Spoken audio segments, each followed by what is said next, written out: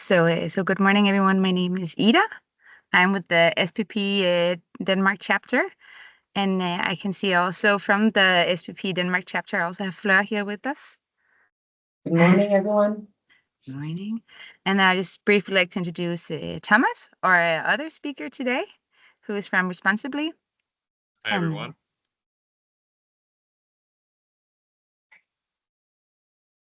I will we'll just slowly get started here. Perfect. So once again, welcome to today's webinar, where the focus will be on mastering Scope 3 emissions. And as already mentioned, the webinar is co-hosted between the SPP Denmark chapter and Responsibly as well. So probably the people here joining in who's joined us before, you'll see the team again here. You probably met us a couple of times by now, but this is the Denmark chapter. We have Fleur and René as our co-chairs, and you'll see we have a new chair in René. We're not going to do the official introduction today, but he'll join us for the next physical meeting we have. And then we have the rest of the team: Mihaela, Dina, Katrin, myself, and Nan, who is active in putting great knowledge out there on LinkedIn, doing great events in Copenhagen and online. Yeah, so a little bit about the SPP and what our ambition is. So our ambition with the SPP is really to support and encourage sustainable procurement practices. So what that means is that we want to invite procurement professionals in, support in whatever questions and doubts there is, encourage to push sustainable procurement even further. We also want to create this mutual space for learning and inspiration and collaboration, so we can create this, in a way, safe space where no matter where you're from, company-wise, work-wise, experience-wise, we can learn from each other. We want to inspire, we want to share learnings. So that's the ambition of the SPP. As a participant to the SPP events, as an ambassador, or in other way part of the SPP, we want to make sure that you learn about sustainability. We help you build a community within procurement, drive positive change in the organization that you're coming from, and meet other Danish leaders and international leaders as well within procurement. And what we would also really like from you is that you contribute with your ideas and help us organize events. So that if you contribute with your ideas, we make sure that the events we're putting out there is relevant for what you're doing, and is helping all these driving positive change, helping build community. So please reach out. And just a bit of feature here. Sorry about that. As I just said, we would really like you to contribute as well, both as an individual, spread the word, share industry news, reach out to us, ask for specific ideas, specific topics and guest speakers. But also you as an organization or coming from an organization, we're always looking for more SPP champions. We're looking for interesting venues to go to, interesting speakers from the organization, and just hear how you and the organization is driving change. So reach out. And I think that was enough from introducing the SPP, who we are. And I think now let's just jump into why we're actually really here. So I'll give it over to you, Thomas, and taking us through this mastering Scope 3 emissions and how to unlock the power of data. Awesome. Thank you so much for that, Ida. I'll tell you guys a little bit more about what we have on the agenda for today. The first thing I wanted to say is that we really want to try to make this interactive. So I've asked Ida to monitor the chat, and I've asked her to be extremely rude and just interrupt me as we go, so we can kind of take questions along the way. Sometimes it takes a little bit of time to formulate a question, right? So don't worry if we've skipped on a slide and are a little bit on in the conversation. Ask the question anyways. We'll return to it. We'll try to have a conversation about it rather than, you know, a 40-minute lecture from me that's going to be too boring. We of course will have some questions at the end as well, right? But let's try to make it interactive. Shoot the questions along the way, and then we'll have a fun hour together. I'll just share my screen here. I'm an ex-consultant, so I have a lot of slides as always. Ida will probably know from Implement as well. Fantastic. I'll just start by giving you guys a little bit of a background to who I am. I'm probably a little bit Danish here. I hate this slide because you know, we have the law of Jente and everything, but it's pretty helpful to know what I've done in the past to understand a little bit where I'm coming from today. So I spent a number of years with the Boston Consulting Group. I specialized mainly in digital business build. So I built some digital businesses for some of the largest companies in Denmark. There was also a big impact angle to it. We had this concept called magic time in BCG. It basically meant that, you know, you already worked 80 hours a week, but if you wanted to dedicate an additional 10 hours a week to or pro bono stuff, you could do that. So I work with the Ocean Cleanup Group to kind of create a commercial model for them to go beyond funding. Worked on some kind of debt management principles to help people in debt and these kind of things. So a lot of very interesting stuff there. Then I moved to Australia. I started my first supply chain company, which is called Offload. Offload is all about sustainable logistics, as it says here on the slide. Essentially, you know, if you go to Australia, but honestly, this happens in Europe as well. Every third truck you see on the road drives empty. And of course, this is a very kind of emissions heavy industry, right? So that inefficiency is quite bad. And the cost of the inefficiency is just a very fragmented market. So there's just a lot of small trucking companies out there. And we created a platform to essentially coordinate that freight. And that went quite well. So we've now raised more than 100 million euros. There are a couple of hundred people and well underway to make an impact on the Australian logistics market.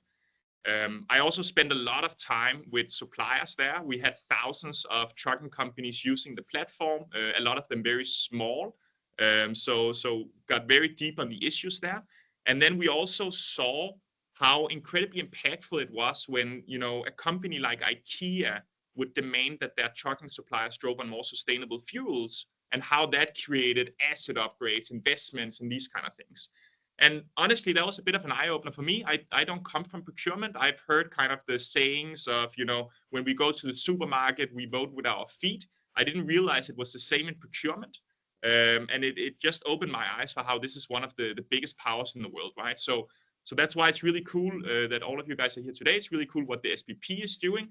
I think we shouldn't underestimate how much impact we can have in procurement or when we sit in sustainability and we focus on the supply chain. So that led me to start Responsibly when I came back to Denmark. Responsibly is all about supply chain sustainability due diligence, essentially helping companies understand how sustainable suppliers are.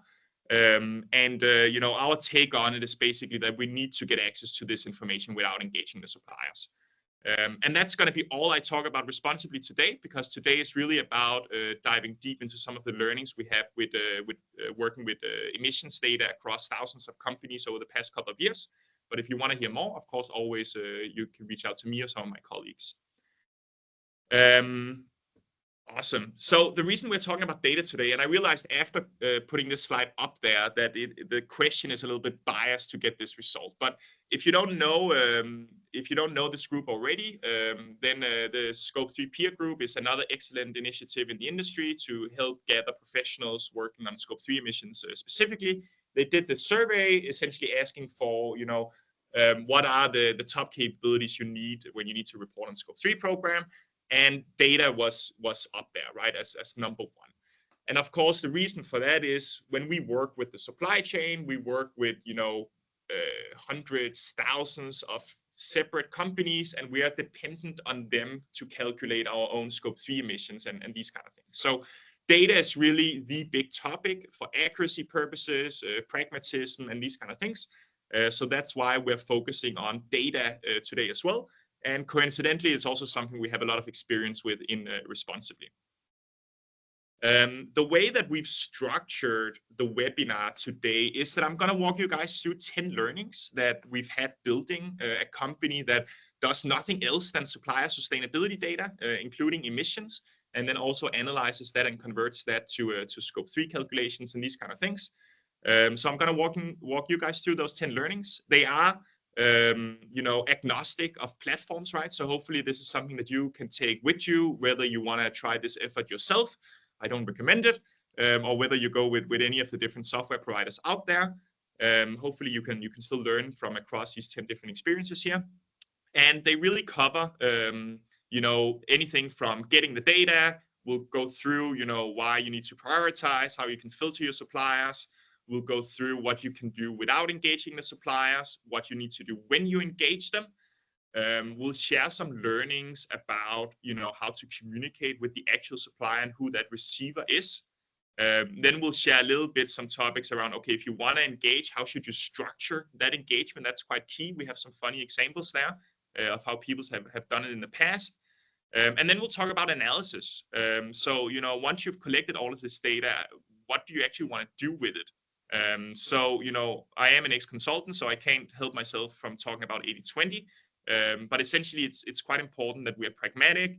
We'll talk a little bit about how do you use this information in a sourcing context, because comparison of suppliers is still a little bit tricky with emissions data, but there are some things you can do. We'll talk about verification. This is one of the questions I keep getting again and again. How do you actually verify all of the data that you capture from your suppliers? So we'll talk a little bit about that. We'll talk about, the larger sustainability agenda that you might be sitting on. So today is all about emissions, but, we have the CSRD in place. We have CSPP coming up. There's just a lot of regulation that even if you don't care about impact, you need to collect information about your supply chain. And of course, if you care about impact, then sustainability is a lot broader than just emissions. And then we'll talk about what do you do next? You have the data, now what? What's going to happen after that? Write in the chat if there's any of these topics you want me to spend more or less time on, and then we'll try to navigate after that. Awesome. And then with that being said, let's jump straight into it. So, first of all, how many suppliers should you analyze? I have a little bit of an internal conflict on this, and I really like kind of a T model approach to the topic. And the reason for that is that, one, it's very important that we prioritize, right? Like if you have 30,000 suppliers, there's no way you're going to be able to work in depth across all of those suppliers. You need to find some way to narrow it down. And of course, if your main agenda is calculating scope 3 emissions, achieving reduction targets for scope 3 emissions, then classic analysis, you will get the majority of results by focusing on a select number of suppliers, right? So focus and prioritization is very key. The reason that there is a little bit of a conflict here is that the procurement power that you have is so powerful that it's such a wasted opportunity if you only engage, let's say, top 80% of your suppliers, right? So what we typically recommend to our customers is, have a dual approach. Make sure you have an approach for the majority of your suppliers, and then you have an approach to go deeper with a select few of them, to make sure that you enact that purchasing power that you have on your full supply chain. What we really want to communicate is that every supplier needs to be pushed on sustainability topics by every one of their customers, right? The more we do that, the more incentive we create for change. So really don't underestimate the power you have here. But of course, let's be incredibly pragmatic. Breadth is important from an impact perspective. It's important to manage risk, because risk is not always where your spend is, but it needs a high degree of automation, right? Both on your side and the supplier side. And then where you really get the results is by collaborating with suppliers, by deep diving on a select few. So kind of the perfect world is really a combination of these two. Now, there's a lot of ways to prioritize suppliers. Some very simple, some a little bit more complex. Some you can do right now, some you can kind of do and evolve over time. I've divided up into these three categories. The first, the most classical one, is spend and estimated emissions. I think what procurement is most used to doing is just saying, hey, let's take our top 100 suppliers, or let's analyze 80% of our spend. It's incredibly easy. It's maybe not the right thing to do when it comes to emissions, simply because top 80% of your spend is not going to be top 80% of your emissions. You might be procuring from some industries and categories that you spend a lot of money with that are just not very high on the emission agenda. And some of the places where you may be spending a bit less might have a significantly higher footprint, right? So you can use spend. We see that, but it's not the best way. Another way, a little bit more of an accurate way to do that, is to start estimating emissions across your suppliers. Now, this of course requires a little bit of work on your end. It can be done quite simple, right? So the way that that emissions are calculated, no matter how deep you go, is that there's this principle where you take an emission factor, and that can be as nuanced or as high level as you want it to be. Let's say you drive, you have a logistics industry or company or whatever. You have a lot of trucks. Then you would estimate emissions by saying, hey, what type of vehicle do you have, and what's the average emissions associated with that vehicle, and then you take some sort of volume to multiply to it. That principle scales up to all the way up to kind of high level categories, industries, and so on, to allow you to estimate, for certain categories you're buying, dollar spent with those categories, what are the emissions.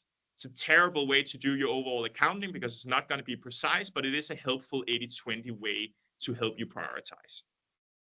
And of course, it can be done almost, infinitely more nuanced, right? Depending on how detailed emission factors you use. So that's the classic way to prioritize. Another very helpful approach that we've seen with a lot of our customers is that they think about leverage. So again, if we think back to why are we doing this exercise in the first place? Are we doing it just from an accounting perspective? Or are we doing it from an impact perspective and actually achieving reductions?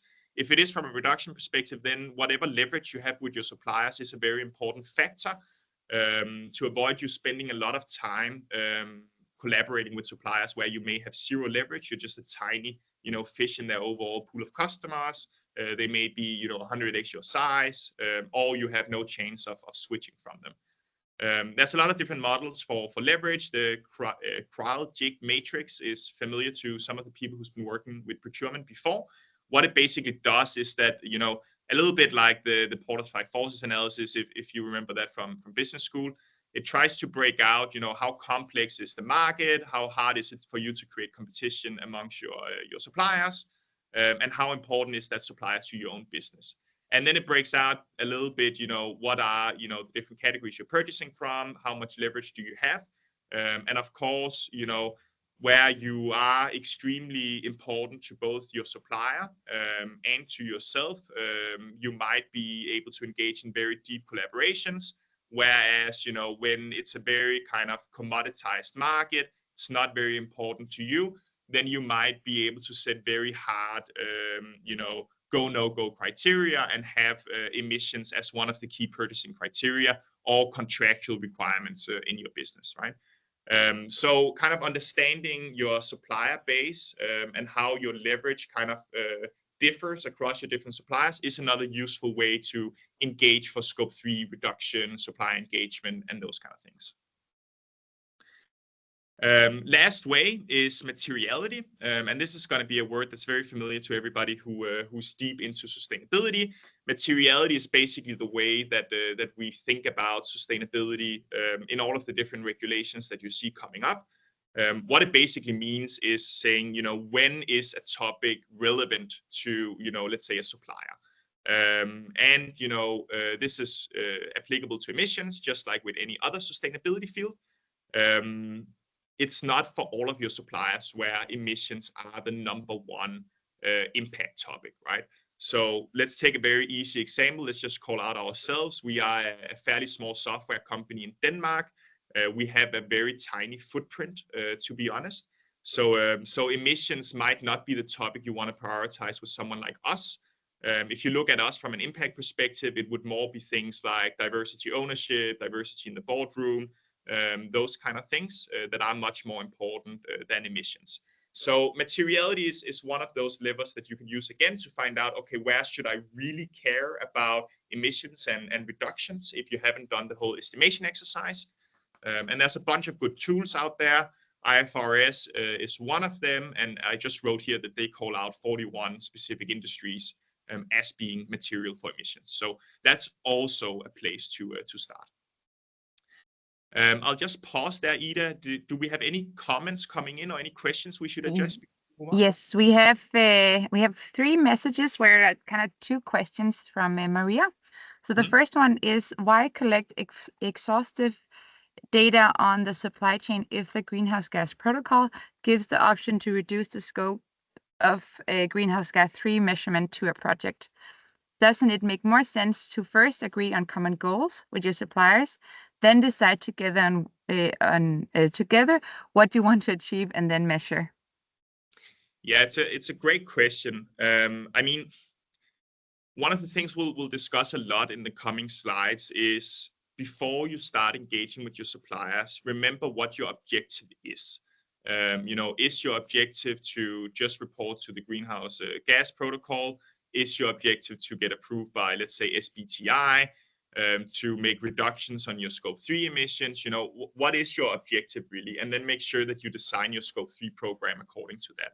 There's a lot of different ways you can approach sustainability in the supply chain. You can take your products and say, okay, actually all that matters right now is that we have a product to sell to our own customers where we've done our work with the supply chain for that product, and we can show a reduction roadmap or something like that. So you can take it there, and you can make it kind of very project focused in that sense. And you can take it all the way to saying, hey, we have a responsibility as a company in our supply chain. We have a code of conduct. We want to make sure that all of our suppliers live up to some standards from a sustainability lens. And we want to make sure that we understand how our supply chain is evolving on emissions, including how suppliers are increasing or reducing emissions over time. So again, a lot of different ways to approach this. And it really depends on what your own objective is. Yes, and then one more question here is, who is going to manage all this data in a world where AI-related digital security risks are rising? AI-related digital security risk are rising. It's a good question. So, I think maybe there's a two-pronged response to that, right? The first, well, who's going to manage all of this data in the world? Like, I'll give an example a little bit later. What's exciting about AI is that it helps us move a little bit away from the centralized data provider, because it allows us to very easily extract, let's say, emissions data from a supplier's communication, regardless of that data being structured or not. So that helps us decentralize it a little bit. At the end of the day, it's the supplier that owns the data. And I think it's very important, especially if you sit in sustainability, you're not from procurement, that you need to remember to have a very supplier-centric approach to this. It's, companies and human beings on the other end. I've seen so many times that we go at this exercise, we forget about the supplier's perspective, and we just fail in, making any change or collecting any data in the first place, right? So the supplier owns the data at the end of the day, and I think AI actually makes it a lot easier to decentralize that data ownership, because we can get access to it at scale in the supplier's original communication. On the cybersecurity front, I don't know if I have a strong perspective on that. I don't think emissions data is the most kind of sensitive data in the world when it comes to AI. I think there's a lot of personal privacy data, financial data that's a lot more sensitive than that. So maybe I don't understand the question correct, but that's not my top concern. Awesome. Any other questions, Ida, or should we try to move on? Let's move on. Awesome. So, learning number 2, your suppliers are getting absolutely bombarded. So one thing that you can reflect on is, can we do any of this work without supplier engagement? And then you'll see on the next slide, when we do engagement, how can we absolutely minimize that? What you need to remember is that just like you have hundreds, if not thousands of suppliers, your suppliers have hundreds, if not thousands of customers. They're getting these requests increasingly from every one of them, especially due to regulation. We've had a lot of issues with this in the past, with the CSR agenda, suppliers just being bombarded. And this problem is now getting 100 times worse because of regulation. So because of CSRD going in and mandating scope 3 emissions, because of CSDDD mandating due diligence, you will see suppliers getting, bombarded 100 times more than they have been in the past. So that's just something to be very conscious about, whether you care about the supplier or not. At the end of the day, it relates back to how easy it is for you to get the information. And one of the biggest challenges is that you send this out into a void and you never get any answers back. We have, of course, a lot of funny examples, right? We know a major fashion conglomerate that spent 3 years engaging 10,000 suppliers, and they got around 50 responses at the end of that effort. Probably not a hugely successful effort on their end. We've worked with a small food SME that before engaging with us had been working, in 3 different supply engagement programs, trying to send out these surveys to suppliers. They didn't get answers back. When they did it, it was terrible. And we'll talk a little bit about why in a minute, but very, very difficult for them to use for anything. We know a huge chemicals player that went straight into LCA because, accuracy, LCA and product level data must be the most accurate data that we can get on this. Realized that their suppliers wasn't nowhere near close to actually calculating LCAs. So after spending a huge amount of time creating the effort, they abandoned it after 6 months because the suppliers wasn't ready for that. They had to think about other ways to think about decarbonization. So, again, really important to think about the supplier. What can you do without engaging them? The good thing is that, there's a lot of things we can do from an AI perspective that gets you information automatically, especially on company-wide emissions. I'll just give you guys an example because not everybody knows how evolved some of these practices here are. Let's see if it actually works. So if I share this screen instead. So I'll give you a little bit of an example from OpenAI. OpenAI is the guys behind ChatGPT that you may know very well of. I've here set up an extremely simple setup. Reality is a little bit more complex, but I've set up a kind of a platform to just extract emissions data from a supplier. What I'll give it is a sustainability report that we have here. Somewhere in this very, very long sustainability report, they write down their emissions. And I think it's quite difficult to read because it's in a graph somewhere. I give it that report and I say, please return company emissions as specified in instructions. And then let's see if it actually does it, or if I'm having some demo troubles here. This is obviously not scalable for you guys to do manually every single time. But what's very interesting is that we can now extract the emissions data from extremely unstructured information sources at scale.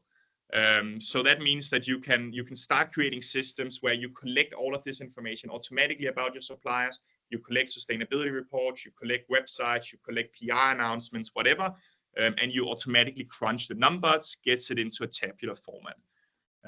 We, of course, do that quite comprehensively at Responsibly, and we see like somewhere between late 80s to early 90% confidence rate that when a supplier calculates emissions, we can get access to it automatically, and we use AI engines to do so.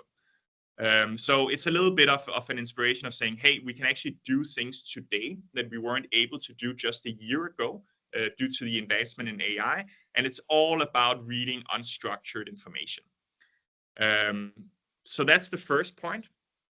Before we move on to the next slide, Ida, did we have any questions coming in here? No new questions yet, but please, if anyone have anything, we'll just jump in and ask them later as well. So please just put them in the chat. Fantastic. You will need to engage sometimes. When you do engage, be sure to keep that engagement as minimal as possible. I got reminded a little bit back to my BCG days here. I had a really good mentor. I remember we did this M&A case where we helped a company decide whether or not to buy another company. I was very deep into the financial modeling, right? Trying to figure out, okay, how do we forecast revenues? How does their cost breaks down? All of those kind of things. And you can almost spend an infinite amount of time on that. And what he told me, my mentor back then, was basically, Thomas, we just need to get to the level of accuracy where we can make a decision, a binary decision, whether we go or no go with that. You can spend endless of time analyzing things after that point to get to the, really, nuanced level of information and analytics, but you're way beyond what you need to make a decision, right? So I try to illustrate this a little bit on the graph here. At some point, you reach a threshold for where you can make a decision. In the buying context, that could be, supplier selection. It could be prioritizing them for further collaboration, these kind of things. It could be taking the data back to your own scope 3 calculation and so on. I think my key point here is that you need to think in this perspective, right? What do I need from the supplier to facilitate my analysis or to make a decision? Because you can't continue in this loop and just ask for more and more detailed data. And the problem is you're not going to get it, right? And you're going to completely overwhelm the supplier. So think about what data do you actually need to calculate your scope 3 emissions. Think about where do you need that breadth across your suppliers? Where do you need to dive deep? And don't try to dive deep everywhere. Please don't collect data just to have it sitting on the shelf to collect dust. There's too many that does this in the procurement context. We have some sort of, qualification questionnaires when we onboard suppliers, and those never get used again, right? So really think about, which of these questions that I'm asking are getting used to facilitate decision making or calculation. And if you're in doubt, maybe don't ask them in the first place. And also, remember, this is a journey, especially when it comes to emissions. This is not just something that you'll need to do one-off. It's something that you need to monitor. You need to see how suppliers reduce over time, calculate back to your own reductions and those kind of things. So it's not a one-off exercise. It's a journey. You might want to do something now to get started. That's quite simple, to get a baseline, to understand where to go deeper. And then over time, you can kind of get more and more nuanced and allow your suppliers to catch up as well. Good. And Ida, I'll just assume that there's no questions. Otherwise, Yes. just interrupt me. I'll interrupt. Fantastic. Another key point is that, remember who your suppliers are on the other side of things. You might be sitting in a sustainability team or in a procurement team. Maybe you're running this effort. You know a lot about emissions. That might not be the reality on the supply side. So we've done some analysis responsibly with the contact people that the people are engaging through our system. What we see is that by far around 80% of the context doesn't sit in sustainability. Right. So with SME suppliers, you are a lot of time reaching out to management. And with larger suppliers, you're reaching out to the key account manager or the sales function. And this is just important to understand. You need to know who your receiver is whenever you design any type of communication. If you are working a lot with salespeople and management people, as most companies are, they might not have the same understanding about sustainability and emissions as you do. And again, there's a lot of funny examples. Like there's this quote from Heineken, where, when they launched their supplier emissions engagement, asking suppliers what their greenhouse gases emissions were, one of their suppliers came back and said, we don't have any greenhouses, right? So, we can laugh at that, we can make fun at it, but reality is that sustainability is just an incredibly complex topic. Don't assume, your suppliers know what you know as well. Also, realize that if you are engaging this key account manager here, then all they can do is that they can share the information that they've been given by their own team, right? And when it comes to something like emissions, let's take, again, company-wide emissions. A lot of people, they group scope 1 and 2 emissions together in one bucket when they're disclosing information. So if you have a data model where you're asking for scope 1 and scope 2 separately, the key account manager is not going to be able to split it up, right? So again, you want to be flexible to understand, okay, what efforts are the supplier taking? How can I read those in a very scalable fashions rather than enforce everybody to fit under my own methodology, basically. And then also, if you've been following some of my communication in the past, you know that I have a little bit of a pet peeve around asking suppliers to do a full carbon accounting with every one of their customers. Think about it from a financial accounting point of view. You wouldn't ask a supplier to use your own accountant if you want to know details about their, let's say, financial structure or whatever. So, just be very, very careful that if a supplier is calculating emissions, if they've already done LCA, make sure that you can read those first before you say, hey, we're using this super cool carbon accounting tool. I now need you to upload, 100 different activities and volume numbers, and I need you to do that every single year so I can understand what your emissions are. It's just not going to work, right? And again, we wouldn't do it for non-sustainability topics. So why are we doing it for sustainability topics? Thomas, we have one question from Anne-Katrine. Yeah. Who's asking, which method would you use to calculate your footprint? One option, supplier calculated data, but based on spend. Or two, your own activity-based calculation based on weight of products. Best case is, of course, from the supplier, but activity-based is more accurate. Yeah, it's a great question. We actually have a slide on it. Let's see if it's the next one, because we can move a little bit back and forward from it. So I think, when it comes to emissions calculations, there are a lot of ways to do it. Again, you may not want to do it the same way across all of your suppliers. I know that introduces complexity on your end, but increasingly there are a lot of systems that can handle that complexity for you. Some suppliers, you may want to dive very deep into activity-based data, LCA level or product level emissions, LCA data, and these kind of things. But realize that it's very hard for your suppliers. So you may not be able to get away with it everywhere. And two, back to the objective, what are you trying to do? Because if you are just trying to say, hey, I want to make sure that I understand my scope 3 emissions, I want to make sure that I reduce those and I achieve scope 3 reduction targets, LCA might not be the right angle.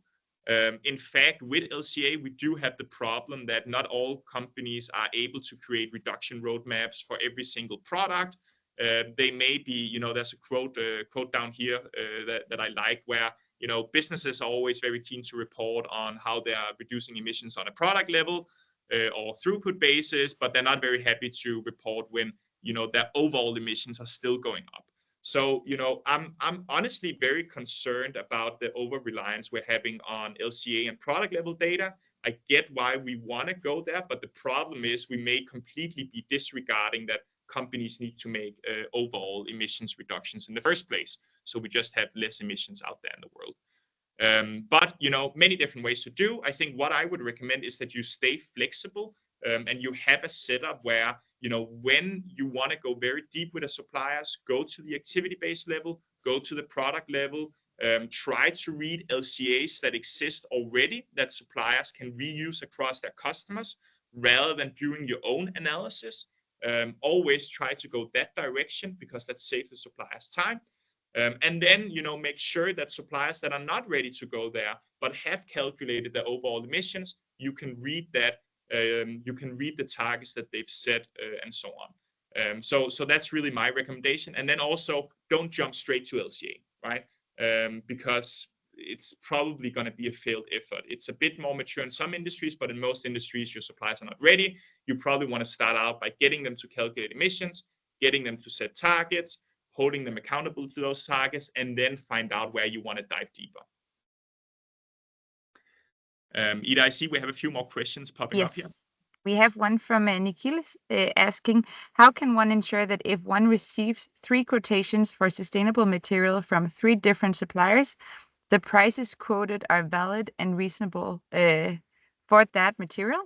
Additionally, how can we simplify cost breakdowns or decision-making for buyers in such scenarios? Yeah.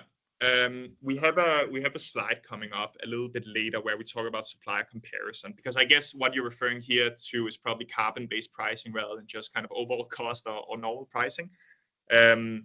Honestly, it's really tricky. Like even, I did an interview with an LCA professional a couple of weeks ago. It's going to come up on our podcast quite soon.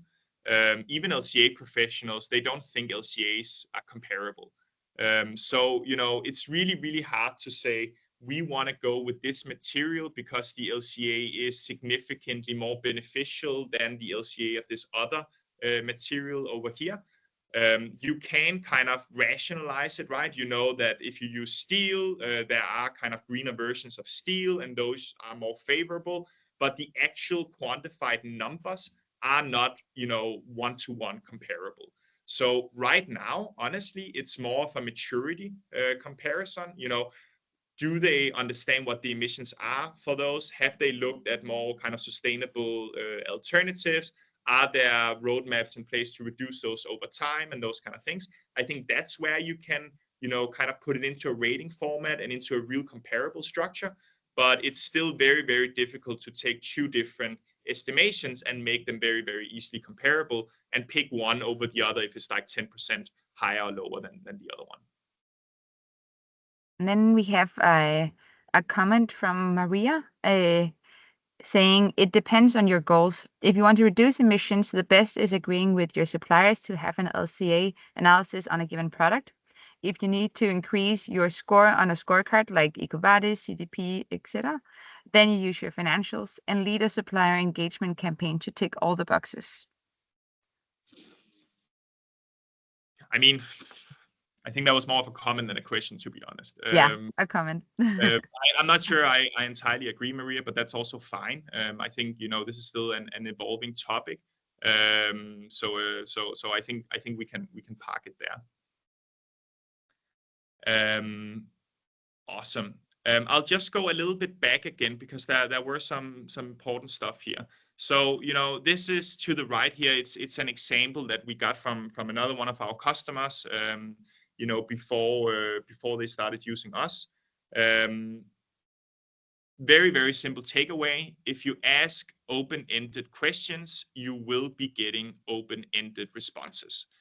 That's maybe not problem if you're collaborating with a few suppliers, you want to get very deep, you want to kind of work closely together with them on how to improve. That's fine. You can do it human to human. You can do it collaboratively. It starts getting very, very overwhelming when you get kind of very large text responses from, hundreds, if not thousands of suppliers, right? So, here on the right-hand side, you just have like an anonymized email that talks a little bit about, all of the stuff they're doing, kind of the different assumptions they're making and these kind of things. And our client just found that really, really hard to use at scale because they had like, 20 similar emails from other companies. So, it seems like it's a very easy way to get started. Just shoot out an email to all of your contacts and saying, hey, what are your emissions? Be a little bit careful because you might end up creating more work for yourself than you want to. So what does that mean? It means, put a structure in place when you start engaging your suppliers. First of all, whether you're asking for company-wide emissions, whether you're asking for product-wide emissions, make sure that there is a structure in place to, support that. We talked a little bit earlier about the example of saying, hey, if a supplier is combining scope 1 and 2 emissions together in their reporting, they're not going to be able to split them out. So maybe you want to allow for actually them to group those two things together. It's the same with scope 3 emissions, right? Like you'll have one scope 3 emission number that just includes 1 or 2 categories and another one that includes all, 20 categories or so. They're not comparable, right? So make sure that, when you ask your questions, you don't just say scope 1, 2, or 3 or LCA, but you kind of split it out or allow the supplier to split it out so you don't get these very long commentaries. Enforce a numerical output. This is, basic survey, best practices, right? But it is quite helpful. Make sure that, when you want a number to analyze, that you restrict to only get a number back. Otherwise, it's going to be a big headache later on. They're going to be calculating it in many different unit types, right? So make sure that you have flexibility about the unit type format. So whatever number you get back on your end is comparable. Same with years and those kind of things. And then separate out, file upload and commentary to substantiate the answer. Because especially if you're engaging with a sales team, they will want to add a lot of commentary to it. That's fine. You may also want to have documentation uploaded. That's also great to help you verify these things later on. But try to, separate all of this into its own field and then have whatever quantification you need to use for your own calculation separately. That's going to help you massively. Perfect. We already talked a little bit about this one. I don't think I have any more things to say on the area, just that there are a number of different ways to do it.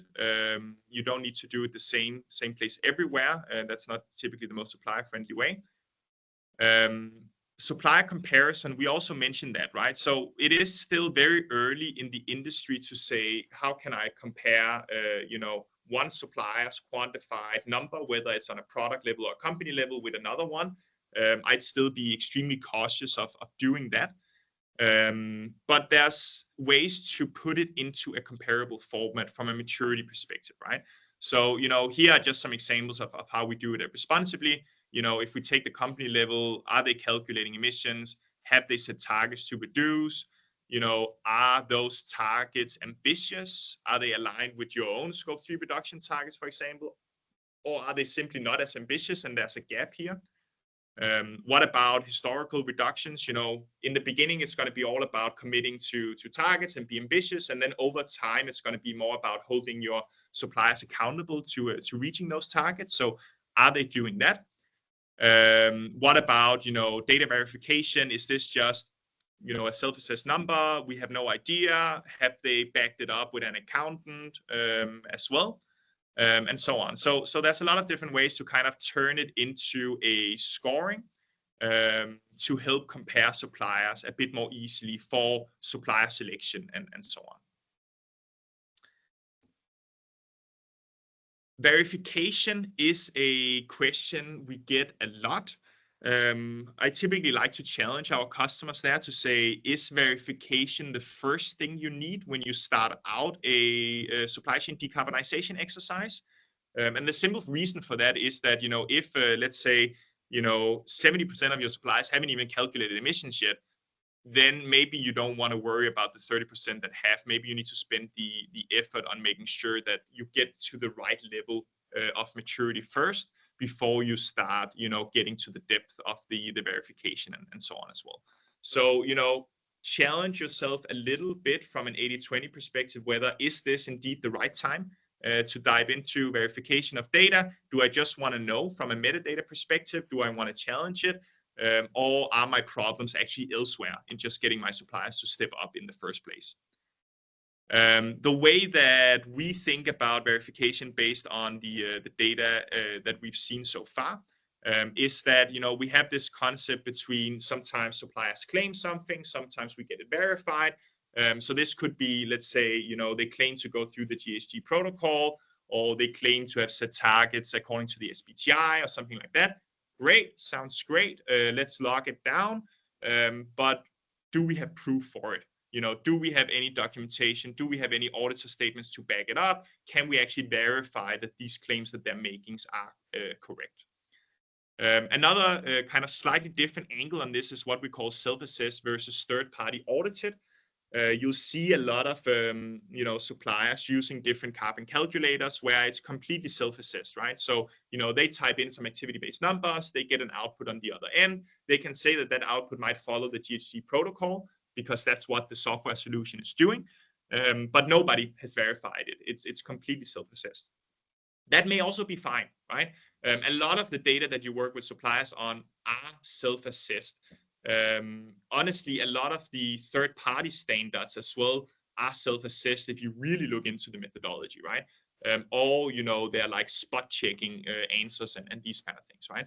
So don't always worry about self-assessment, especially with SME suppliers. That might be a fine strategy to go for in the beginning, but it's good for you to know if you see outliers or if they are a very kind of high emitter, then you might want to go even deeper with that supplier.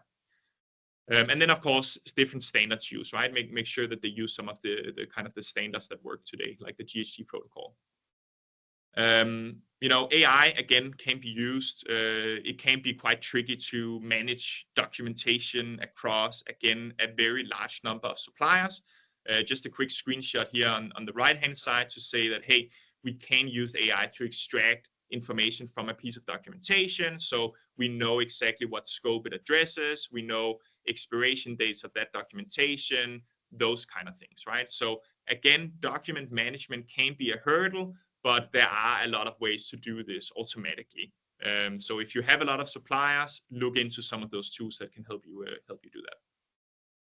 We have one question from Fleur asking, how do you use your supplier's total Scope 1 emission level to understand the effect on the products you buy?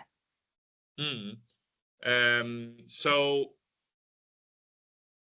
if we think about it, a company has a, structure in place to produce the products that they're producing, right? Your scope 1 emissions are, kind of internal own company emissions. Those emissions are basically there to be able to facilitate the operations, including producing the products you buy. A lot of the data that is used to calculate scope 1 emissions goes into LCA calculations as well, right?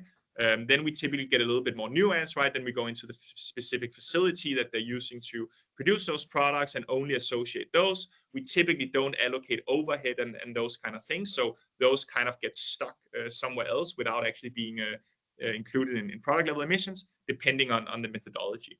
The most easy way to kind of use, the company's overall scope 1, 2, and 3 emissions and associate that with the products you buy is to use an allocation key. There are 2 allocation keys. Either it's spend-based or it's volume-based. And the logic is the same. It's basically saying, hey, we're responsible for 1% of the company's or the supplier's revenue or volume. We must be responsible for 1% of their emissions. By default, it will be incorrect, but it's 80-20 close enough for a lot of companies, right? If you buy from Google and you buy, let's say, software, it may be incorrect because it's a conglomerate. They have a hardware business. They have a software business. You don't want the hardware emissions biasing the software emissions. But if you buy from a smaller SME suppliers, they may only be doing one or a few things. It's going to be largely correct, right? So again, it's one of those places where different methodologies for different types of suppliers. And for the very big conglomerates, it is indeed very hard to accurately use the overall emissions and justify that for your own purchases. And then we have another question from Ricarda asking, would you then recommend to use maturity indicators for decision making based on emissions instead of product carbon footprint values? Yes, and one of your kind of maturity indicators could be binary. Do we have a product carbon footprint calculation for the supplier, and does it follow let's say the GHG protocol or another accepted standard? So that could be part of your decision making, right? But you turn it into something binary rather than saying, hey, let's compare the 73 kilotons CO2 with the 53, right? Because those two may not be comparable. But you still want to make sure that you favor a supplier that's taking action on this, maybe that has a roadmap attached to it. That could be another one of those kind of more binary comparison indicators instead of trying to do it very quantified because it may not be comparable. Perfect. Maria is asking, how do you deal with alerts coming from UN Watch or FSC Watch? Yeah, great question. So this is also one of those areas where we can expand the conversation outside of emissions. Of course, when you talk about supplier sustainability due diligence, it's not just about getting emissions. You may have different objectives, right? So back to that topic, if you're only caring about, let's say, calculating your scope 3 emissions, maybe you don't care about UN Watch or FSC Watch at all. If you care about, regulatory compliance, if you care about reputational risk management and those kind of things, then alerts coming in from UN Watch, FSC Watch, also honestly adverse news data, previous lawsuits that has happened due to pollution, sanctions, all of those pieces of data are just super, super key to have in the supply management process, in the sourcing process. Again, at Responsibly, we have a whole kind of range of engines dedicated to scan those sort of sources, analyze it, bring it to your attention when you need it, including in ratings and those kind of things. So again, it depends on your objective, but there are tools to do this at scale using AI-based technologies. And one more question, I think, before we can move on to the last learnings. Michael is asking, we have been told by consultants for SBTI to not consider vendor generic emissions, but use emission standards instead, except if there's a high dependency of the vendor, but else too unprecise. A more comment, probably, than a question.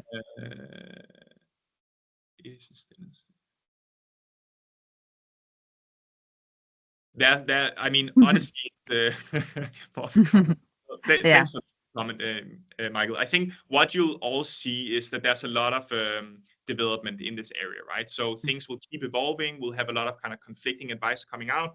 You saw SBTI getting slammed not too long ago because they came out with some updates. A lot of discussion on whether or not those updates were good or bad, but they got a lot of bad press for it. I think, think back, to first principles, what you need to do, what objectives that you're targeting, and how to best go about that, and kind of trust your own judgment. Even with regulation, I talked to another professional the other day about CSRD. He talked with 5 different consultants about what he needed to do in the supply chain on CSRD. He got 5 different responses, right? It is a very, very complex topic. So make sure you have your own kind of logic judgment in there as well. Awesome. I'll just continue here because we're almost out of time. There are 2 kind of last learnings from our side. You'll probably know both of them. Most of you have probably seen the illustration here on the right-hand side quite a bit. The carbon tunnel vision. The guy from Cognizant, Jan here, who created it, I think was spot on. Sustainability is not just all about emissions. So, remember that if you start a big supplier engagement exercise, maybe you want to include other topics in that engagement exercise next to emissions. Again, we don't want to blow up the supplier burden, but you also don't want to engage the supplier 5 times in a row on different sustainability topics. And we have a lot of regulations like the CSRD that has a big value chain component, like the CSPP that's exclusively focused on supply chain due diligence, that you might want to take into account here. So that's just the point, remember that there are other topics when it comes to sustainability. Maybe you want to tackle them together. And also just sharing here a quote from the Fairtrade CEO, one of the kind of the big certifiers out there. They've seen smallholder farms having to sacrifice social topics to fund their decarbonization programs, right? So, remember that sustainability is a larger scope. You don't want to end up having living wages problem because you push a supplier too hard on their decarbonization programs, et cetera, right? Let's take it holistically and, at least have a think whether you want to include more topics in the overall engagement. And then lastly, you've collected the data, now what? And I think, we could talk an hour about this. So just kind of some overall takeaways. First of all, there are really only a few different ways to reduce your scope 3 emissions. Either you change your products. So there's a whole kind of product design angle to it. Make sure that whatever materials you need are lower emissions based. So thereby you reduce your overall scope 3 emissions over time. I also had a great point in another podcast that's coming up from a guy behind one of the big sourcing automation platforms, basically saying, hey, you need to make sure that you're not too specification focused in your tenders. We have a tendency in procurement to say, this is exactly what I want. You put out a tender for that, and you're not open to what we call alternative bids, right? But when it comes to exactly sustainability, you may want to have a process in place to adequately consider an alternative solution coming in that might be more emissions friendly, that may need you to rethink your specifications in the first place, right? So product design is one way to go about it, and another way is supplier management, right? So, back to that project matrix, are there going to be suppliers where it's so commoditized that you can simply say go, no go criteria? If you don't live up to our, decarbonization targets, then, we go with another supplier, we drop that supplier, we pick up another one. And then where the supplier is very strategic, how can you collaborate with that supplier to improve and reduce emissions over time? So that's kind of your option space at the end of the day, right? And then it's all about getting it into your procurement processes, into your contracts, finding out if there's way you can incentivize suppliers to improve and collaborate. And that's it. I know we're at time. I'll stick around for a few minutes more just to answer any upcoming questions. And of course, feel free to write me on LinkedIn. You can also, have a look at the overall SPP page, write the questions there. We'll go in and check and do our best to respond to those questions. But I'll stick around for a few minutes more to answer any new questions. Perfect. And we do, so for the ones who do have a few minutes to stick around, we do have two additional questions in the chat. One from Fleur asking, does responsibly support data collection beyond emission data, beyond the carbon funnel as well here? Yes, we do. So we tackle the full kind of sustainability topic. We work across 74 different ESG parameters, from child labor to diversity to waste management and so on. So the whole idea is that you can kind of holistically manage your sustainability agenda in one tool, whether it's compliance, whether it's scope 3, or whether it's let's say your DE&I diversity targets. Perfect. And then Andrei is writing, we are an IT solution provider that has their own LCA research done on the Cisco products we are selling. Would you say that scope 3 needs to be reduced by reusing manufactured equipment as rare materials are more and more scarce, or should the focus be on the buying new technologies that are lower electricity bills? What's your view on this? Yeah, very, very nuanced question, Andre. Thanks for that. Look, I think, this is back to the LCA standards, right? Like if you think about the kind of the cradle to grave methodology, you have a lot of your emissions that are related to end of use. That includes kind of repairability and those kind of things. You have emissions that are related to sourcing and where those kind of materials came from. Honestly, it's not an easy discussion. If you look at, let's say, electric vehicles, it takes a lot of emissions to produce a vehicle. It takes I probably have the statistics wrong, but somewhere between 5 and 10 years from buying an EV to the footprint actually being made up of it. So, if you just bought a new gasoline car, that's quite effective or efficient, it's probably not the best solution for the environment to replace it straight away with an EV, right? We saw the same in the trucking industry, where honestly we were creating a lot of unintended emissions by having a lot of trucking companies, replace their perfectly fine vehicles with new EVs rather than running it to the edge of their lifetime. And I think the same applies to kind of electronic products. So go back to the cradle to grave methodology and rely on those. I think the answer is a bit more nuanced than a simple yes or no. And we have maybe just one last question before rounding off. Is from Ricarda asking, are there any recommendations on where tool to best collect all the supplier data as it comes together from several sources, such as inputs from suppliers, scores such as EcoVadis, and so on? So this is a terrible question to ask me, Ricarda. I am super biased because that's what we're trying to do at Responsibly. I think if I am to give an unbiased recommendation, think back to two things. Think back to one, you want to make sure that your suppliers are not reporting in 10 different tools, right? So try to think about, what's the most supplier-friendly option that's going to increase your own success rate as well.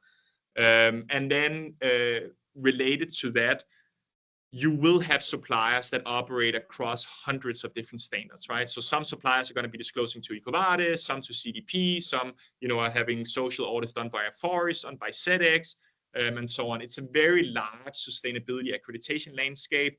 I really encourage you to be able to read all of their existing efforts first before you say, hey guys, now you need to pay X amount of money to get certified by this new scheme.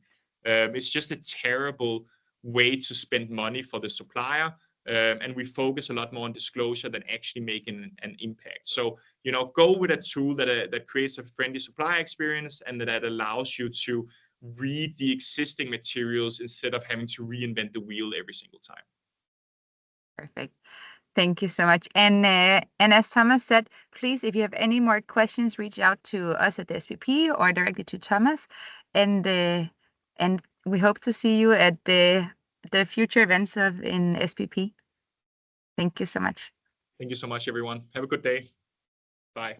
Thank you very much. It was brilliant.